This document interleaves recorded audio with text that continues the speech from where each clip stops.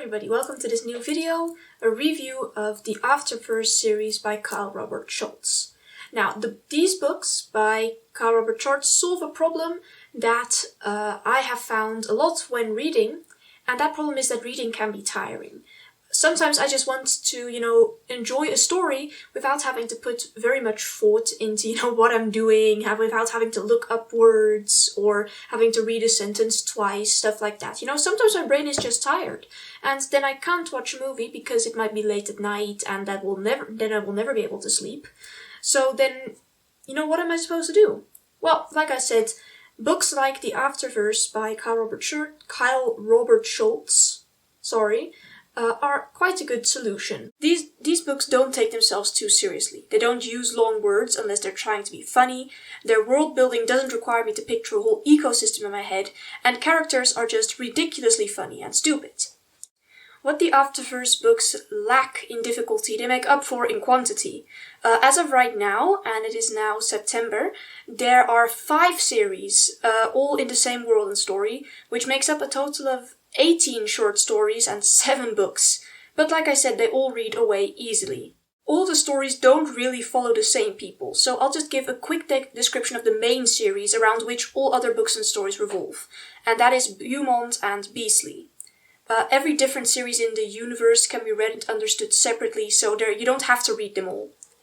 Now, the story of Beaumont and Beasley is that Nick Beasley is a private detective in 1922 EA, which stands for Ever After. His main job involves proving to people that they are not in fact cursed, but simply unfortunate.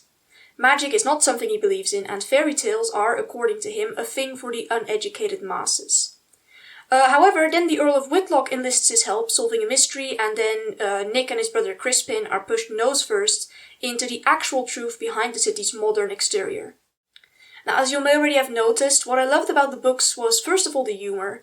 The chapter titles, for example, were already so dumb that they were hilarious. We had chapter titles like Ouch, Logic and Proportion, and Eternal Love, which is just, that's exactly my type of cheesy. Characters were clumsy dolts, but not like in such a very contrived, annoying way where you feel like they're being dumb just for the sake of being dumb. I could still see myself in the characters. There was also a lot of banter, but something that I did start to notice when I read the companion series Crockett and Crane was that the banter was basically unchanged between the main male and female protagonists. And the dynamic between the 2 main characters in that book, Todd and Amy, was pretty much the same as the dynamic between Nick and Cordelia in Beaumont and Beasley. So after a while, I did notice some repetition between the books. Just because a book is light reading does not mean it should underperform in the emotion and plot areas. But thankfully, the Afterverse books do not disappoint. The plot becomes a lot more complicated when the author introduces the infamous time-traveling trope. Now, personally, I never try to understand what's going on, and I just roll with it when people start jumping through space and time. So I have really no idea how coherent it is. I was not paying attention, because I never understand it anyway. I will say, however, that it causes some gut-punching emotional reveals. Book 3 of Beaumont and Beasley, The Stroke of 11, really went all in trying to make me cry. So, because of the heavy emotional plot lines and pretty scary scenes, I would say these books are for ages 13 and up. There was something I didn't appreciate about the books, though, and that was how much the possession trope was used. Now, I don't usually mind when characters get possessed in books, as long as it is seen as a bad thing. But this was not so in the Afterverse. Possession is a useful tool to become more powerful, and Nick's curse manifests itself as a person in his dreams. A person he will have to kill to get rid of the curse. The reason I really dislike this trope is because it undermines the sanctity of the body, treating it like it's some object to rent out. By having spirits just come in and take over the body as if it were a machine, basically implies that the body is not important, it's just a vessel your spirit is using. And this is not really biblical, and it also sends the message that opening yourself up to outside influence is a good idea, which it's not. Obviously, I'm not saying that the author himself holds this low view of the body, or that he thinks it's a good idea, to invite spirits in just because he uses the trope. I'm just saying that the trope itself, for me, is a bit of a problem, and I don't enjoy it. But, all things considered, I'd say Kyle Robert Schultz's books are suitable and fun for people over the age of 13.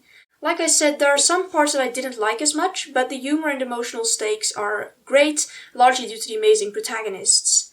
And although there are quite a few books, it's not necessary to read them all, because they're separate series and books and they can all be appreciated on their own.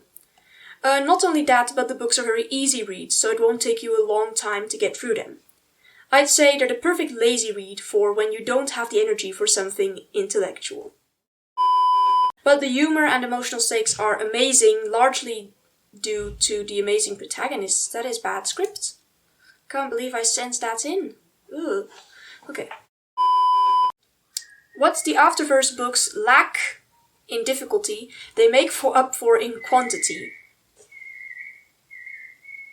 Ik probeer wat op te nemen, papa.